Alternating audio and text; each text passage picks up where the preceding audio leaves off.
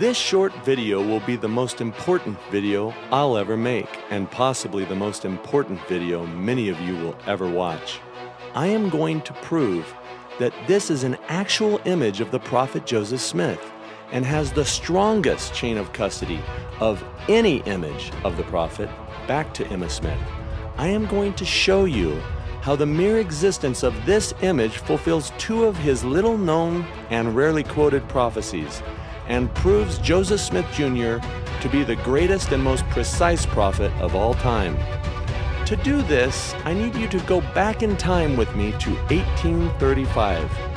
This is an authentic camera obscura image of the prophet Joseph Smith and is his true likeness, and as he appeared when he stood before a congregation in Kirtland, Ohio on Valentine's Day of 1835 and made the following stunning declaration, quote, "The coming of the Lord, which was nigh, even 56 years should wind up the scene," close quote. 56 years should wind up the scene, stated on February 14th, 1835. Let's save this quote as it will be very important later.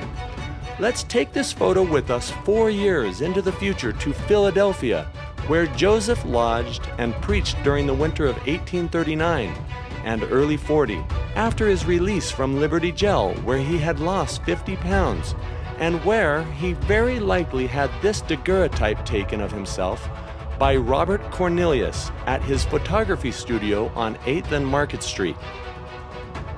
This is a second authentic photograph of the prophet Joseph Smith. Let's compare the two. Anatomically speaking, the two images line up perfectly. It's very important that you note that Joseph Smith's right eyebrow was raised, which you can clearly see in both of these images. Let's not forget that it's one of his distinct features. Second, you can see how much Joseph's hairline has receded in the nearly 5 years between these two images. Also, take a good look at his hair in both portraits, and you will see that it is the very same hair shade and style. It is the very same man. Come with me 3 more years into the future to Ramus, Illinois, about 22 miles east of Nauvoo. Other than having put back on more weight, this is about what Joseph looked like when on April 2nd, 1843, the prophet gave the following revelation known as DNC 130, 14 through 17, quote, "I was once praying very earnestly to know the time of the coming of the Son of Man, when I heard a voice repeat the following, 'Joseph, my son, if thou livest until thou art 85 years old, thou shalt see the face of the Son of Man. Therefore let this suffice, and trouble me no more on this matter.' I was left thus, without being able to decide whether this coming referred to the beginning of the millennium or to some previous appearing, or whether I should die and thus see his face." Close quote. There are 2 parts here I want to add to our notes. Okay, let's go over our notes so far. 56 years should wind up the scene, stated on February 14th, 1835. "If thou livest until thou art 85 years old, thou shalt see the face of the Son of Man. I should die and thus see his face." 56 years added to February 14th, 1835 is February 14th, 1891. Also, it's very important to note that Joseph Smith, being born on December 23rd, 1805, would be 85 years old on February 14th, 1891. Okay, let's see what happened on Valentine's Day of 1891. We have 48 years to go. We'll take these 2 photos of Joseph with us. We will also stop in 1844 and take Joseph's death mask as well. We will need all 3 of these items, as you will see. Now let's stop on our way sometime in the 1860s. I can't wait to show you what's inside this photo book. But before I do, let's double verify these 2 photographs we have are indeed those of the prophet Joseph Smith. First, the camera obscura image from around 1835. Everything lines up perfectly. What really is convincing is the nose and brow lines. As you can see, Joseph's hairline receded in between the roughly 8 years of taking this photo and when the death mask was molded. Look how perfectly the death mask matches. Okay, now the 1839 daguerreotype taken in Philadelphia, about 4.5 years before the death mask was made. Look at the nostrils. Look at the eyebrows and sockets. Look at the chin. It's a perfect match. It's clear that these are both images of the prophet. Okay, this next photo is not of Joseph Smith Jr. It's a daguerreotype of a man you've probably never heard of and is estimated to have been taken sometime during the 1860s. Now, I've spent hours looking at this photo, and although it does look like this man is wearing a fake beard, let's give him the benefit of the doubt and say he has dyed his white beard dark, and it has been about 4 or 5 weeks since he last dyed it when he took this photo. Let's take his hat off. Let's take his beard off too. There, that's better. I'll tell you who he is in a minute, but humor me.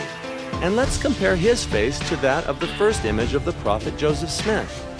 Eyes, nose, mouth, chin.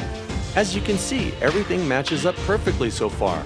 And look at the uniquely raised right eyebrows in both photos. Remarkable. Let's compare it to the 1839 image.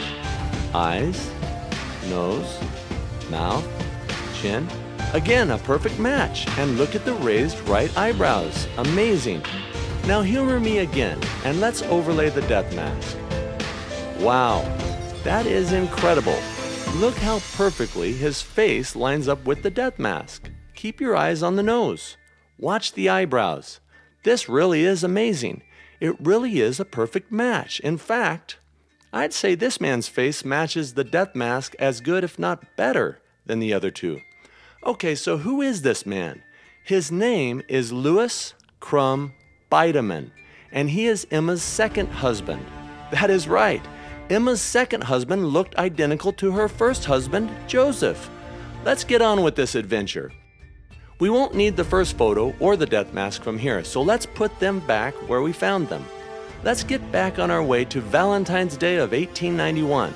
But first, let's go back to June 29, 1844, the day of Joseph and Hiram's funerals. And we are back to where we began. This is the image we started the video with. Now you know where it came from. It is an AI rendering of what Louis Crum Bidamon would look like around 1844.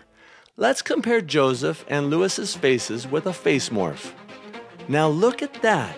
It looks like natural human movement. Both photos were taken from slightly different angles with very different light directions, but the movement appears to be of the exact same person. Okay, on with our journey to Valentine's Day of 1891.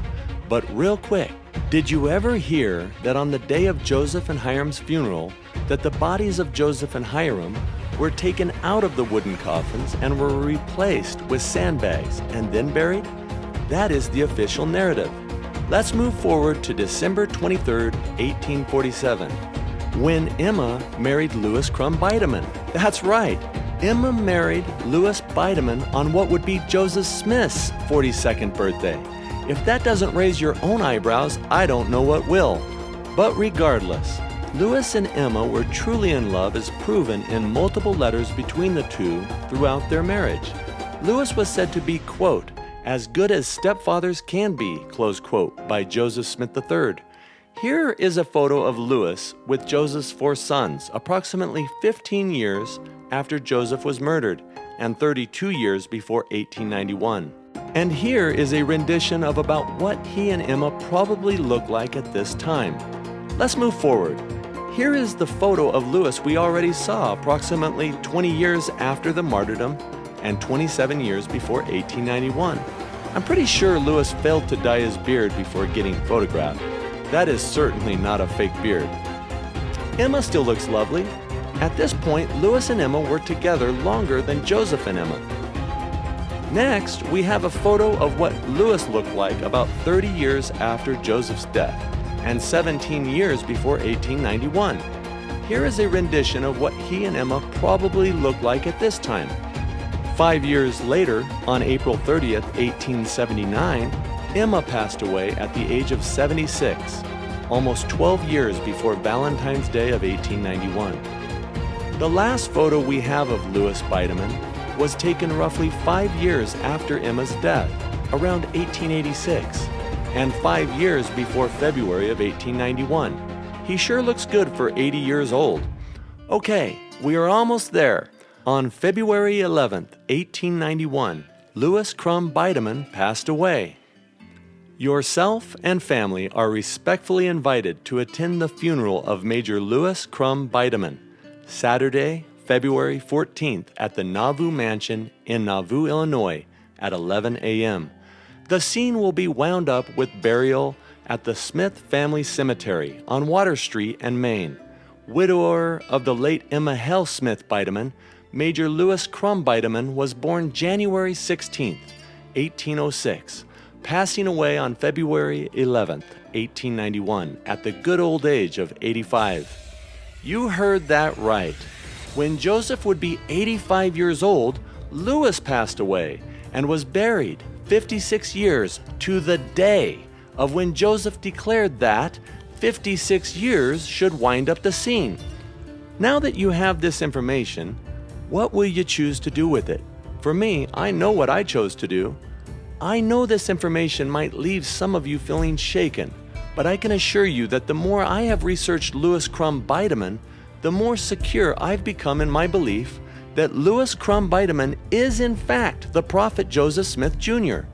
More importantly, I've realized Joseph's role was part of a greater designed plan, and that he could not reveal that he was alive without putting that plan in jeopardy.